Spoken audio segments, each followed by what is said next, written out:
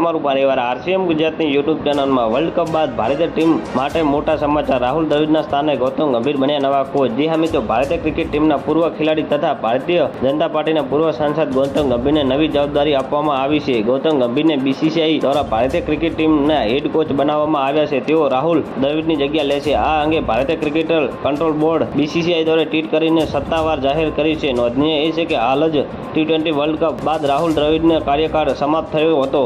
તેમણે 2021ના હેડ કોચની જવાબદારી સંભાળી હતી. જો કે બાદમાં 2023માં તેમને 1 વર્ષ એક્સટેન્શન આપવામાં આવ્યું હતું. જી હા મિત્રો, વાત કરીએ તો ભારતનું શાનદાર ઇન્ટરનેશનલ કરિયર છે. ગૌતમ ગંભીરે 4 ડિસેમ્બર 2018ના રોજ આંતરરાષ્ટ્રીય ક્રિકેટનો સંન્યાસ લીધો હતો. થોડા દિવસ બાદ તેઓ ભાજપના સામેલ થઈ ગયા હતા. ગંભીરે ભારત તરફથી છેલ્લી ટેસ્ટ 2016માં ઇંગ્લેન્ડ સામે રાજકોટમાં રમી હતી. ગંભીરે 58 ટેસ્ટ મેચોમાં 43.95 એવરેજ 4154 રન બનાવ્યા, જેઓ 9મી સદીમાં સામેલ હતી. જી હા મિત્રો, વાત કરીએ તો ગંભીરે વર્લ્ડ કપ બાદ 2011માં શાનદાર ઇનિંગ રમી હતી. ગંભીરે 147 ઓડીઆઈમાં 39.68ની એવરેજે 5238 રન બનાવ્યા હતા. તેઓ 2011ના વર્લ્ડ કપમાં ફાઇનલમાં રમાયેલી 97 રનની યાદગાર ઇનિંગ પણ સામેલ હતી, જેમને કારણે ભારતનો બીજી વખત વર્લ્ડ કપ જીત્યું હતું. વન ડેમાં તેમણે 11મી સદીની ઇનિંગ રમી હતી. ગંભીરે T20 ઇન્ટરનેશનલ મેચમાં પણ પોતાને છાપ છોડી હતી. તેમણે 37 મેચમાં 7 અડધી સદી મદદથી 932 રન બનાવ્યા હતા, જેમાં તેમની એવરેજ 27.41 રહી હતી. જી હા મિત્રો, તો ન્યૂઝની સતત